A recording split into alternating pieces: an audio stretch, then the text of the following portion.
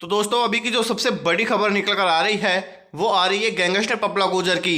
दोस्तों जैसा कि आपको पता होगा कि गैंगस्टर पपला गुर्जर को उम्र कैद की सजा सुना दी है, लेकिन बिमला देवी के परिवार वाले परिजन फांसी की मांग कर रहे हैं। क्या कुछ मामला इस वीडियो में जानेंगे, वीडियो लास्ट तक देखते रहना है और चैनल को सब्सक्राइब करके बेल आइकन दबा दीजिए। नारनौल 6 साल बाद मिला परिवार को इंसाफ। जी हाँ दोस्तों, विमला मर्डर केस में गैंगस्टर पपला गुर्जर को उम्र कैद की सजा सुना दी है। नारनौल के बहुचर्चित खैरोली निवासी विमला हत्याकांड में मंगलवार को फैसला आ गया है। कोर्ट ने दोषी पपला गुर्जर को उम्र कैद की सजा सुनाई है। उसे सोमवार को दोषी करार दिया गया था और हत्यारा गुर्जर महिला सहित उसके परिवार के 4 लोगों की जान ले चुका है। इतना ही नहीं, उसके साथी उसे 2 बार पुलिस की हिरासत से भी छुड़ाकर ले जा चुके हैं। हरियाणा व राजस्थान का मोस्ट वांटेड गैंगस्टर विक्रम और पपला गुर्जर को कोर्ट ने विमला मर्डर केस में उम्र कैद की सजा सुनाई है।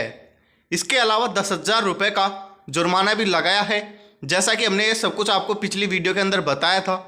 और पपला को सुबह 11:15 पर पूरी सुरक्षा में कोर्ट में लाया गया था और लगभग 12 बजे उसको जज के सामने पेश किया गया और पेश करने के बाद में इसकी उम्र कैद की सजा सुना दी गई। और इसी दौरान पीड़ित पक्ष के अधिवक्ता ने अजय चौधरी ने न्यायाधीश सुधीर जीवन के समक्ष फांसी की भी दलील दी थी। जी हाँ दोस्तों, उन्होंने इस पूर्व प्रधानमंत्री इंदिरा गांधी की हत्या केस में सुप्रीम कोर्ट का फैसले का हवाला देते हुए कहा कि विरल से विरल केस बताया, लेकिन न्यायाधीश ने इस सामान्य केस मानते हुए विक्रम और पपला गुर्जर को उम्र कैद की सजा सुनाई है, फांसी की नहीं।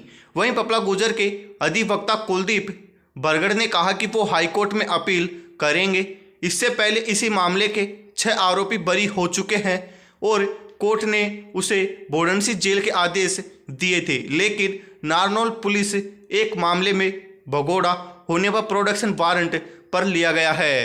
तो दोस्तों आप जान लेते हैं कि आखिरकार कोर्ट में क्या क्या बहस हुई थी।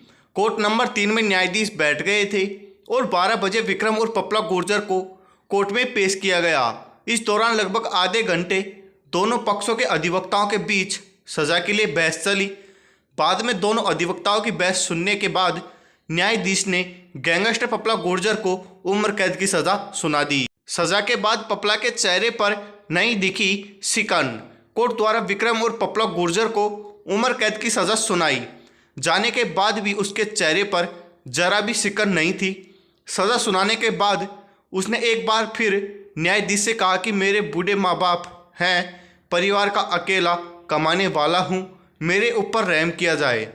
इसके अलावा उसने न्यायाधीश के समक्ष कुछ नहीं कहा और जब पुलिस उसको ले जा रही थी तब भी चेहरे पर कोई सिकन नहीं थी। उसके चेहरे पर सजा का कोई प्रभाव नहीं दिखा था। और दोस्तों आपको बताएं कि राजीनामा नहीं करना चाहती थी विमला राजीनामे के लिए बिल्कुल तैयार नहीं थी। बाद में विक्रम और पपला गुर्जर ने विमला को ख़त्म करने का ही फैसला लिया और 21 अगस्त 2015 की रात विमला अपने घर पर सो रही थी। उस रात विक्रम और पपला गुर्जर ने उसके साथियों ने विमला पर अंधाधुंध फायरिंग करके उसकी हत्या कर दी थी, 23 गोलियां मारकर। और दोस्तों आपको बताएं कि जो उम्र कैद की सज़ा सुनाई गई उसके बाद में क्या कुछ कहा, सुनिए। कोर्ट के फैसले का सम्मान करते हैं, लेकिन इस मामले में 3.5 वर्ष पहले कोर्ट ने 6 आरोपियों को बरी कर दिया था, इसलिए हम आगे हाईकोर्ट में अपील करेंगे। कुलदीप बरगड़ अधिवक्ता विक्रम और पपला गुर्जर के पक्ष में यह बात कही गई। और भगवान के घर पर देर है अंधेर नहीं, 6 वर्ष बाद हमें न्याय मिला है। हम कोर्ट के फैसले से संतुष्ट हैं, लेकिन हम फांसी चाहते हैं और कोर्ट के फैसले का हम अध्ययन करेंगे और आगे हाई कोर्ट में अपील जरूर करेंगे इसकी फांसी करवाने के लिए। यह सब कुछ कहा। तो दोस्तों अब आगे देखते हैं क्या कुछ निकल कर आता है। तो जिसने चैनल को सब्सक्राइब नहीं किया है, चैनल को सब्सक्राइब करके बेल आइकन दबाएं और कमेंट करके बताएं कि आप क्या चाहते हैं, गैंगस्टर पपला गुर्जर की फांसी होनी चाहिए या फिर नहीं। Thank you.